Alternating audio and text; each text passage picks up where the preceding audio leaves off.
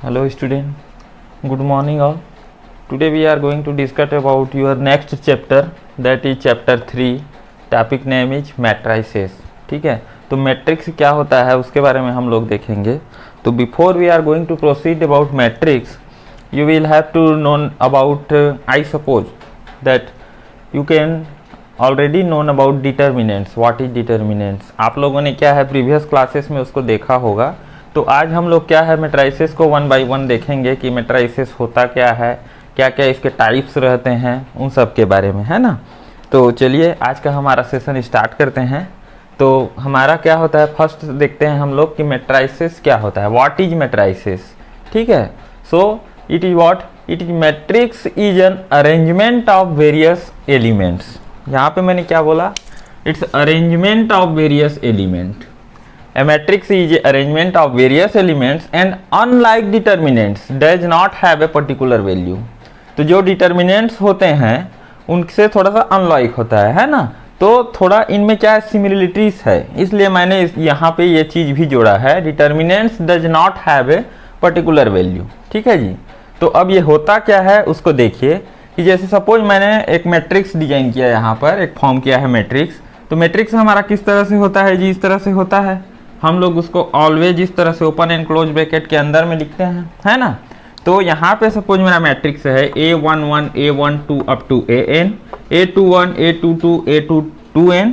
इस तरह से हमारा कहाँ तक है, AM1 AM2 up to AMN. इस तरह से हम लोग जब डिजाइन करते हैं तो इसको हम लोग मैट्रिक्स बोलते हैं. क्या है ये, this is nothing but arrangement of various elements. तो ये A11 A12 ये सब क्या है, हमारे एलिमेंट्स हैं. ठीक है, तो इसमें सपोज मैंने क्या किया, एक एलिमेंट को उठा लिया इसके अंदर.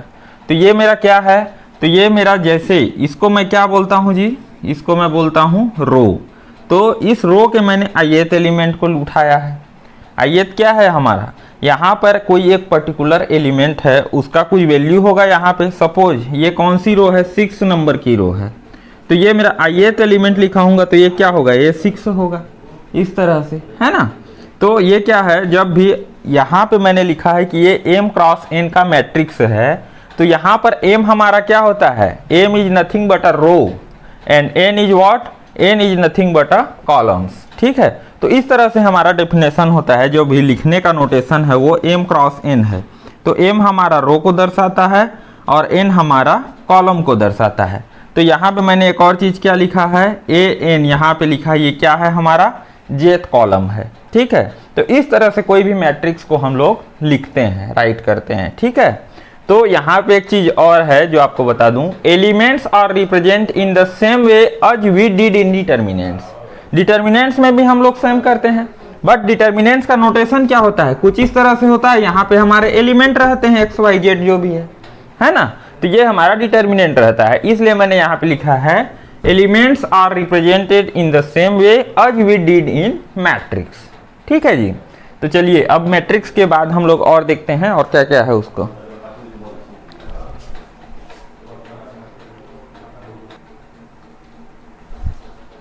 ओके, अब देखते हैं हम लोग टाइप ऑफ मैट्रिक्स. मैट्रिक्स के क्या क्या टाइप्स होते हैं उसको हम लोग देखते हैं, है ना.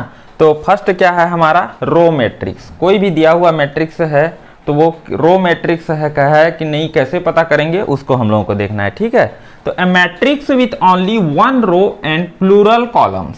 कहने का मतलब क्या हुआ कि जो भी मैट्रिक्स दिया रहेगा उसमें सिंगल रो होंगे.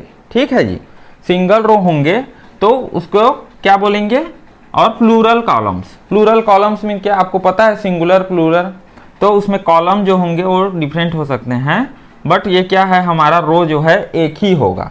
तो उसको हम लोग बोलते हैं रो मैट्रिक्स. तो कैसे डिनोट करेंगे, A11 A12 up to AN. ये क्या किस टाइप का मैट्रिक्स होगा, 1 क्रॉस n का. इसके रो क्या है, सिंगल हैं, ओनली 1 है, और इसके जो कॉलम्स हैं वो क्या हैं, बहुत सारे हो सकते हैं, है ना. तो ये हमारा रो हो गया, ये हमारा कॉलम हो गया. नोटेशन इस तरह से होता है m क्रॉस n के फॉर्म में. ठीक है जी. अब दूसरा आता है कॉलम मैट्रिक्स. कॉलम मैट्रिक्स किसको बोलेंगे, इसमें क्या करना है, यहाँ पे हमारा क्या था, 1 रो था.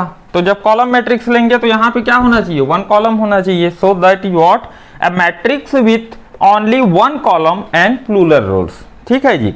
कॉलम तो हमारा एक ही रहेगा, बट जो नंबर ऑफ रो हैं वो क्या हैं, डिफरेंट डिफरेंट हो सकते हैं। तो इसको हम लोग कैसे डिनोट करेंगे, m क्रॉस n। ठीक है, समझ में आया। जब रो मैट्रिक्स बोलेंगे तो ओनली वन रो होना चाहिए, कॉलम मैट्रिक्स बोलेंगे तो ओनली वन कॉलम होना चाहिए, बाकी नंबर आप जो रोस वगैरह हैं वो डिफरेंट हो सकते हैं। क्लियर है।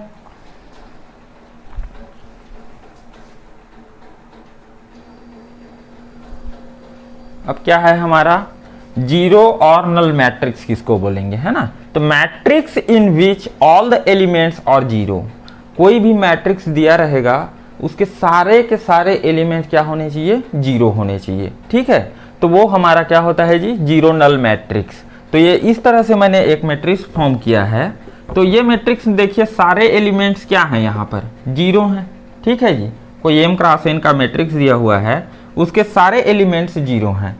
तो इस स्थिति में हम लोग इसको क्या बोलेंगे, जीरो नल मैट्रिक्स। ठीक है, तो दैट इज, यहाँ कंडीशन क्या होना चाहिए, a i a equal to zero for all, इसको क्या बोलते हैं, फॉर ऑल।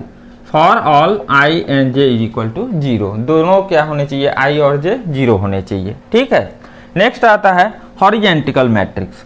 हॉरिजॉन्टल मैट्रिक्स किसको बोलेंगे, a matrix that looks like horizontal has more columns and less row. ठीक है, कॉलम्स जो है बहुत ज्यादा होने चाहिए, मतलब यहाँ पे क्या है, A11 A12 इस तरह से मैं लिखूं तो यहाँ पर क्या होगा जी, सपोज ये क्या है इस तरह से है ना। तो ये हमारा क्या होने चाहिए, नंबर ऑफ कॉलम्स जो है वो मोर होने चाहिए और रोज क्या है, लेस होने चाहिए। तो लेस होने चाहिए मतलब ये कम हो गया, सिंगल है ओनली, है ना। तो इसको हम लोग बोलेंगे horizontal matrix. A matrix that looks like horizontal has more columns but let rows. ठीक है, एंड लेट रो जो है वो कम होने चाहिए। ठीक है, अब देखते हैं हम लोग वर्टिकुलर मैट्रिक्स क्या होता है।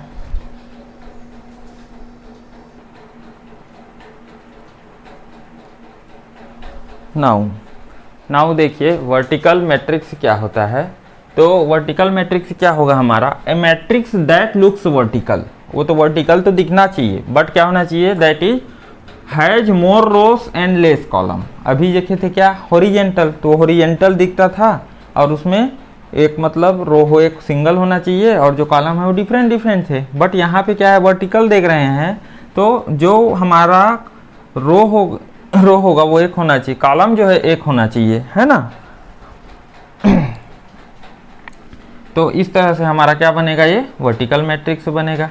ठीक है जी, और क्या है, square matrix. A matrix that has equal number of rows और कॉलम, कोई भी मैट्रिक्स दिया रहेगा तो उसके जो कॉलम हैं, ये कॉलम है हमारे, तो ये जो कॉलम हैं और जो रोस हैं वो सब क्या होने चाहिए, इक्वल होने चाहिए। इफ मैं बोलूँ कि यहाँ पर 2 क्रॉस 2 का जैसे दिया है, कोई दिया है 3 क्रॉस 2 का, सॉरी 3 क्रॉस 2 का मैट्रिक्स दिया हुआ है, तो हम लोग इसको इक्वल बोलेंगे। क्यों, क्योंकि यहाँ पर ये दोनों क्या हैं, बराबर हैं, रो और column of row and number of column और नंबर ऑफ रो इक्वल हैं। बट यहाँ पर क्या है, number of row and number of column equal नहीं है, तो ये हमारा स्क्वायर मैट्रिक्स नहीं होगा, ये हमारा स्क्वायर मैट्रिक्स होगा। ठीक है जी, तो इसमें क्या बोल रहा हूँ मैं, और देखिए यहाँ पे m और n तो बराबर होने ही चाहिए, दोनों नंबर ऑफ रो और column. In square matrix the elements with same column and number, same columns and rows number are called square matrix. जब दोनों इक्वल हो तभी हम लोग उसको स्क्वायर मैट्रिक्स बोलेंगे। 3 क्रॉस 3 का है, 4 क्रॉस 4 का है, what ever, doesn't matter, but क्या है, नंबर ऑफ कॉलम और नंबर ऑफ रो जो है इक्वल होने चाहिए, तब उसको स्क्वायर मैट्रिक्स बोलेंगे। और आपके मैट्रिक्स का इसको कहना चाहिए, ये क्या है, आपका सुपर हीरो है। आप इससे रिलेटेड ही आपको बहुत सारे क्वेश्चन आते हैं और मेन मैट्रिक्स में फंडा इसी का होता है, तो इसको आप लोग अच्छे से समझ जाइए। ठीक है, तो ये हो गया हमारा स्क्वायर मैट्रिक्स। चलिए अब और आगे देखते हैं हम लोग और क्या क्या दिया हुआ है उसको। जैसे डिफरेंट टाइप ऑफ, जैसे ट्रायंगुलर मैट्रिक्स वगैरह होता है, तो ये ट्रायंगुलर मैट्रिक्स क्या होते हैं, उसके क्या क्या टाइप्स होते हैं, उसको देख लेते हैं हम लोग। ठीक है जी,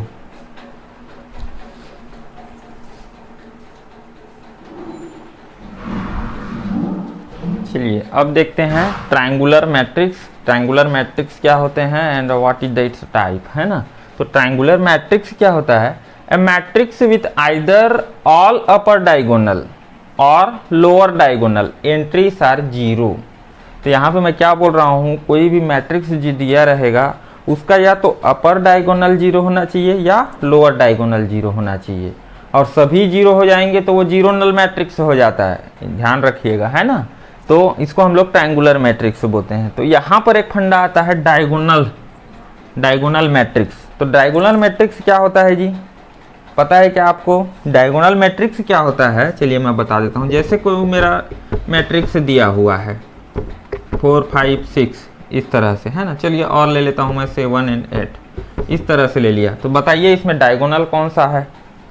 डायगोनल नहीं पता चल रहा है। तो क्या होता है, देखिए ये हमारा एलिमेंट क्या है, ये 1 1 है, ये 1 2 है, ये 1 3 है और ये 1 4 है। इस तरह से ये क्या है हमारा, ये 2 1 है, ये 2 2 है, ये 2 3 है और ये हमारा क्या हुआ, ये 2 4 है। तो जब भी आप डायगोनल मैट्रिक्स की बात करोगे तो वहाँ पर क्या होना चाहिए कि आपका जो आई है, आई जैसे हम लोग लेते हैं, तो आई जो है वो किसके इक्वल होना चाहिए जी? जे के इक्वल होना चाहिए। यदि ये दोनों इक्वल हैं तब तो हमारा दिया हुआ मैट्रिक्स क्या है, डायगोनल एलिमेंट को फाइंड आउट कर सकते हैं। नहीं तो डायगोनल एलिमेंट को ऐसे निकालेंगे, है ना।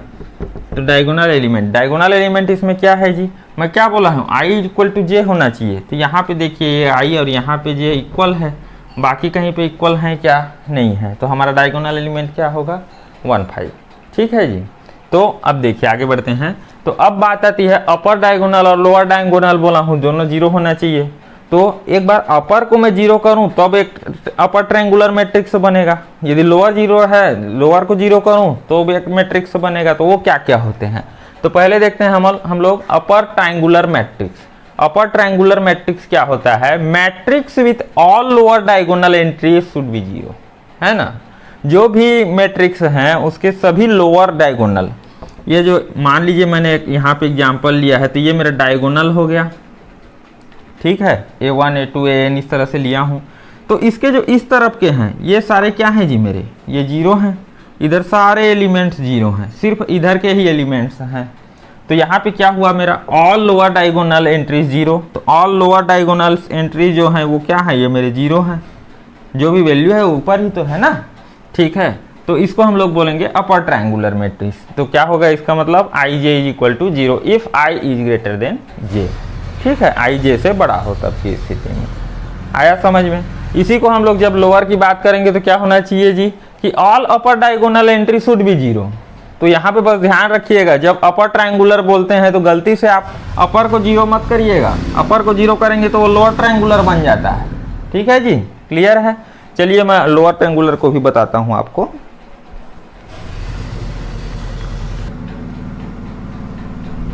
ओके, अब हम लोग क्या देखते हैं, लोअर ट्रायंगुलर मैट्रिक्स। तो लोअर ट्रायंगुलर मैट्रिक्स में क्या होता है, matrix with all upper diagonal entries should be zero, है ना। जो भी डायगोनल के ऊपर के हैं वो एंट्री हमारे, ये हमारा क्या हो गया, एग्जाम्पल में देखिए इस तरह से लिखा हूं मैं, उसमें ये हमारा डायगोनल हो गया। तो डायगोनल के जितने अपर बोला है ना, अपर डायगोनल, इधर अपर डायगोनल में जितने भी एलिमेंट्स हैं वो सब क्या होने चाहिए जी मेरे, जीरो होने चाहिए, ठीक है। तो क्या हो गया, that is i j equal to zero where i is less than j, j से छोटा होना चाहिए। तो ये होता है हमारा लोअर ट्रायंगुलर मैट्रिक्स।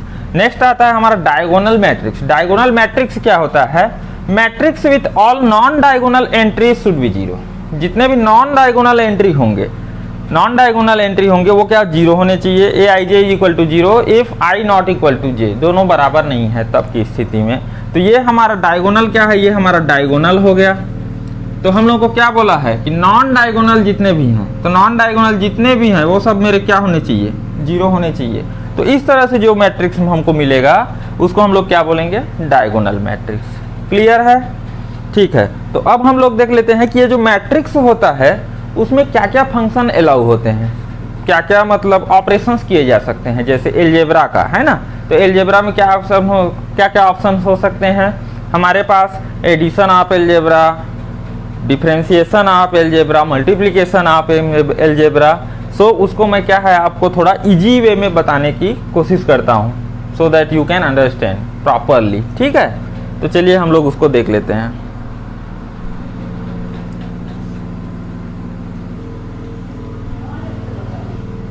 चलिए अब क्या है, हम लोग देखते हैं एलजेब्रा ऑफ मैट्राइसेस। वो क्या क्या होंगे। जैसे हम लोगों ने क्या पहले देखते हैं हम लोग एडिशन। तो एडिशन हम लोग कैसे करेंगे, how to add the given two matrices, है ना। तो पहला जैसे इसमें क्या समझना है आपको कि जो मैट्रिक्स दिया है उस पर ऑपरेशंस कैसे परफॉर्म होंगे, है ना। Algebra of matrices is nothing but the operation whatever will happen in matrix. तो पहला देखिए, जैसे हम लोग कोई मैट्रिक्स में इनपुट देंगे, है ना कोई तो इनपुट होगा ना। इनपुट मतलब क्या कि दो मैट्रिक्स दिया रहेगा तो उसको या तो आपको ऐड करना है, डिवाइड करना है, मल्टीप्लाई करना है, व्हाटएवर, है ना। तो हम लोगों के पास इनपुट क्या है, हमारा एक मैट्रिक्स है m क्रॉस n का A, दूसरा मैट्रिक्स B है m क्रॉस n का।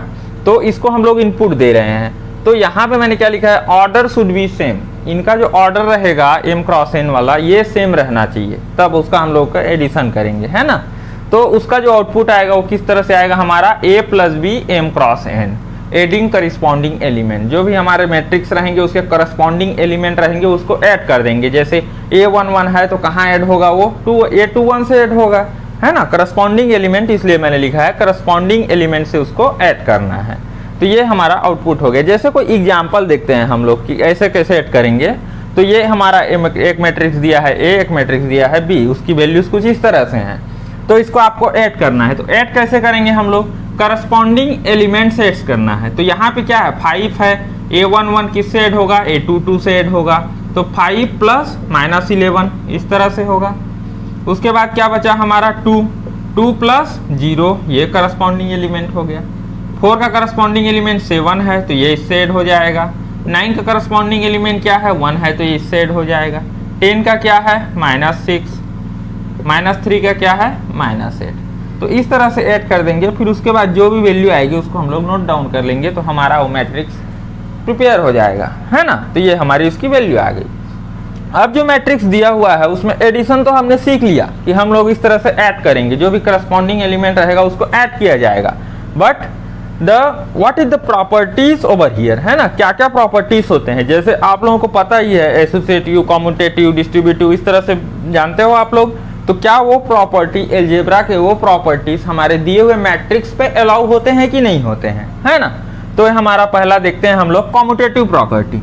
तो हमारा जो मैट्रिक्स दिया है वो कम्यूटेटिव लॉ जो होते हैं उसका क्या करता है, परफेक्ट बैठता है उस पर कि नहीं। तो ये हमारा मैट्रिक्स जो है कम्यूटेटिव लॉ को फॉलो करता है। a plus b is equal to b plus a. आप 2 + 3 करो या 3 + 2 करो, बात एक ही है। तो यहाँ पे वो चीज होता है मैट्रिक्स में, ठीक है। Associative a plus b plus c is equal to a plus b plus c, इस तरह से भी फॉलो होता है। नेक्स्ट आता है आइडेंटिटी।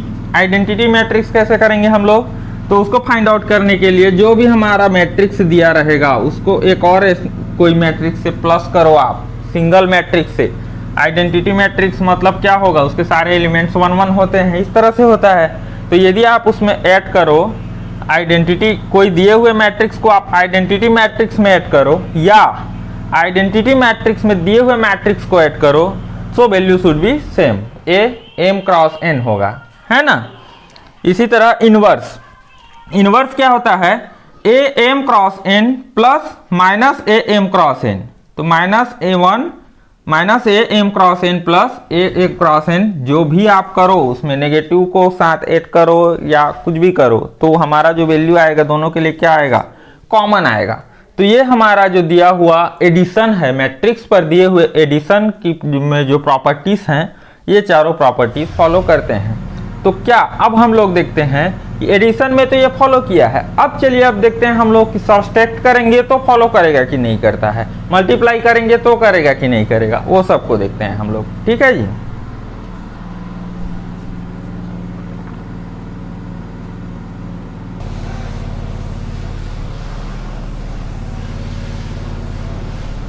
ओके, तो अब देखिए हमारा जो डिफरेंस है सब्सट्रैक्ट करेंगे तो उसमें क्या होगा। तो जैसे हम लोगों ने इनपुट डाला सेम, अभी जैसा दो मैट्रिक्स लिया m क्रॉस m का सेम ऑर्डर का, उनको माइनस करना है। माइनस करना है तो आउटपुट हमें क्या मिलेगा जी, a minus B m cross n के फॉर्म में मिलेगा। तो सब्सट्रैक्ट कैसे करेंगे, सेम सब्सट्रैक्टिंग करस्पॉन्डिंग एलिमेंट, जो भी मैट्रिक्स दिया रहेगा उसके करस्पॉन्डिंग एलिमेंट्स जो रहेंगे उससे हम लोग सब्सट्रैक्ट कर देंगे, ठीक है। तो जैसे एग्जाम्पल ये देखिए, मैंने एक एग्जाम्पल लिया है 7 3 5 9 11 -2 एक 1 मैट्रिक्स के एलिमेंट है, दूसरे में एलिमेंट के मैट्रिक्स के एलिमेंट है -3 0 8 1 -3 -4। इसको इस मैट्रिक्स में सबस्ट्रैक्ट करना है ना। तो क्या होगा, करस्पॉन्डिंग एलिमेंट ये वाला जो है इससे सबस्ट्रैक्ट होगा। तो क्या लिखा मैंने 7 -3, ये वाला इससे सबस्ट्रैक्ट होगा तो 3 -2, 5 -8, 9 -1, 11 -3 एंड -2 -4। इस तरह से आएगा हमारा, सबस्ट्रैक्ट करेंगे तो अब इसकी वैल्यू क्या आ गई, माइनस माइनस प्लस। तो 7 + 3 = 10, 5 - 8 = -3, माइनस माइनस फिर प्लस हो गया तो 11 + 3 = 14। इसी तरह इसका 3 9 - 1 8 -2 -4, तो माइनस माइनस प्लस ये हो गया तो -2 + 4 हो गया ये। तो क्या हो गया, ये हमारा 2 आ गया। तो इस तरह से हमारा मैट्रिक्स का डिफरेंस आ गया यहाँ पर। तो अब देखिए इस डिफरेंस में ये प्रॉपर्टी काम करती है कि नहीं। तो अभी हम लोग जो एडिशन में देखे थे, एडिशन में जितनी प्रॉपर्टी देखे हैं उतनी सारी प्रॉपर्टीयाँ इसमें भी काम करती हैं, ठीक है। इसीलिए मैंने उसको और नहीं लिखा है। जहाँ जहाँ प्लस था पहले मैंने बताया है, वहाँ वहाँ माइनस होगा, डिफरेंस होगा। तो ये सारी प्रॉपर्टी भी इसमें फॉलो होते हैं, ठीक है। अब देखते हैं हम लोग मल्टीप्लिकेशन।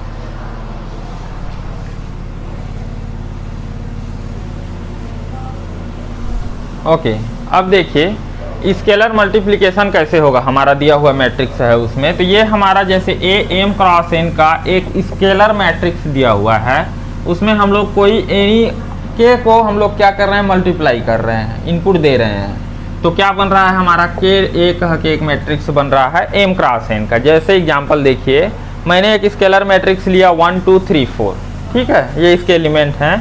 इसमें मैं एनी k = 2, यहाँ पे मैंने k = 2 लिया है, इसको मल्टीप्लाई कर रहा हूँ। तो मल्टीप्लाई कर रहा हूँ तो क्या होगा, जितने भी एलिमेंट्स हैं रो एंड कॉलम में उन सबसे इसका मल्टीप्लिकेशन होगा, ठीक है जी।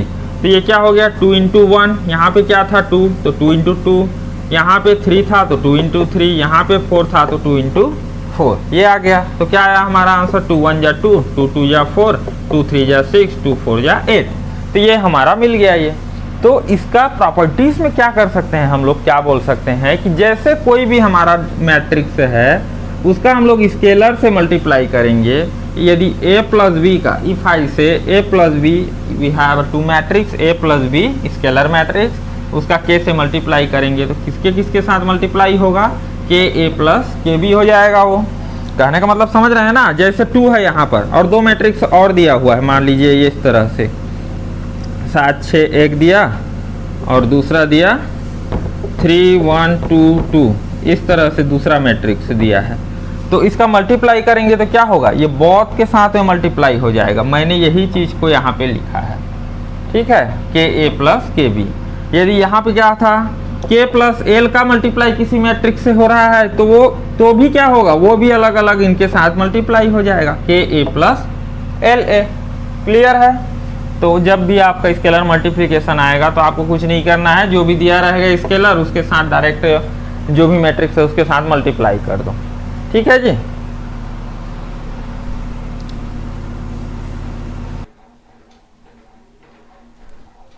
ओके, इसमें क्या है हमारा, अब देखिए मैट्रिक्स मल्टीप्लिकेशन। तो मल्टीप्लिकेशन कैसे होगा, जो भी दिया हुआ मैट्रिक्स है उसका, जैसे हमारे 2 मैट्रिक्स a एंड b हैं, दोनों सेम ऑर्डर के हैं m × n के। तो जब मल्टीप्लाई इनपुट करेंगे हम लोग तो ये दोनों क्या होंगे, करस्पॉन्डिंग एलिमेंट से मल्टीप्लाई होके सेम ऑर्डर में मिलेंगे। कैसे, देखिए जैसे a = ये है, b = ये है, 2 मैट्रिक्स दिए हुए हैं हमारे। तो अब इनको a.b कर रहे हैं हम लोग, दोनों को मल्टीप्लाई कर रहे हैं, a को b से, ठीक है। तो ये करस्पॉन्डिंग एलिमेंट से मल्टीप्लाई कर दो आप, 1 का 5 से कर दो तो 5 × 1 = 5, है ना। तो इस तरह से आपको जितने भी एलिमेंट्स दिए रहेंगे वो सबको आपको क्या करना है, करस्पॉन्डिंग एलिमेंट से मल्टीप्लाई करना है ना। तो ये आ जाएगा आपको, बी ए करना है तो भी आपको सेम वैसे ही करना है, करस्पॉन्डिंग एलिमेंट से मल्टीप्लाई कर दो, ठीक है जी। तो अब देखिए इसकी प्रॉपर्टीज में क्या बोलता है कि नॉट कॉम्यूटेटिव, ये कॉम्यूटेटिव प्रॉपर्टी जो होते हैं उसको फॉलो नहीं करता है। a × b करेंगे और b × a करेंगे हम लोग, तो इसकी जो वैल्यू है वो सेम नहीं आती है। यहाँ आप लोग देख रहे हैं ये जो वैल्यू है मेरी और ये जो वैल्यू है ये दोनों डिफरेंट है, तो ये हमारा क्या है, कॉम्यूटेटिव को फॉलो नहीं करता, so it's a not commutative. Okay, second one is associative. Associative is what, A cross B मैं जब करूं, फिर जो रिजल्ट आ रहा है दो मैट्रिक्स का मल्टीप्लाई का, उसको मैं किसी तीसरे मैट्रिक्स सी से मल्टीप्लाई करूं, तो जो भी वैल्यू आएगी, सपोज इसकी एक्स वैल्यू आ रही है, तो इस चीज को मैं थोड़ा सा बी क्रॉस सी को मल्टीप्लाई करता हूं, फिर ए को करता हूं, इसकी वैल्यू जो आ रही है पर्टिकुलर वैल्यू इसकी भी आएगी, तो ये दोनों इक्वल वैल्यू आते हैं। तो ये इस प्रॉपर्टी को फॉलो करता है एसोसिएटिव को। सेम डिस्ट्रीब्यूटिव को भी फॉलो करता है, ए बी प्लस सी करता हूँ is equal to a b plus a c, दोनों अलग अलग मल्टीप्लाई हो जाएगा। अभी देखे हैं हम लोग स्केलर में, ए प्लस बी का मैं सी से मल्टीप्लाई करूँ तो ए सी प्लस बी सी ये हो जाता है, तो ये भी फॉलो करता है। नेक्स्ट है identity, for every square matrix A for all I same order में होना चाहिए। तो क्या होता है, आई डॉट ए या ए डॉट आई करूँ मैं, तो जो वैल्यू आएगी उस दोनों की वैल्यू क्या आएगी, ए के ही इक्वल आएगी। तो ये हमारा इसको भी फॉलो करता है आइडेंटिटी को। तो ये सब प्रॉपर्टी हैं। मेरा लिखने का इस तरह से इंटेंशन बस एक ही है, ताकि आप लोग एक जगह में समझो चीज़ों को कि क्या क्या प्रॉपर्टीज़ को फॉलो कर रहा है करके, इसलिए मैंने सबका एडिशन, डिफरेंस और मल्टीप्लिकेशन सबका बताया है आपको। तो आप इस तरह से समझो। एक्चुअली में क्या है, मेरा ये बोर्ड में इतना पर्याप्त स्पेस नहीं है, नहीं तो मैं आपको पूरा टेबल बना देता, input output properties and addition, इस तरह से इनपुट का कर लो, आउटपुट का कर लो, प्रॉपर्टी का कर लो, एडिशन एग्जाम्पल बना लो। तो इस तरह आप सब टेबल बना लेना अपने बुक में एक, और इसको थोड़ा सा एक्सरसाइज करो, है ना। जो आपके जो बुक में एग्जाम्पल्स दिए हुए हैं, एक्सरसाइज दिए हुए हैं, उसको कीजिए। ये सब मेन फंडा है ना, ये चीज़ आपके बुक में है तो उसको देख के करो। चलिए मैं आपको इस रिलेटेड एक दो एग्जाम्पल बता देता हूँ।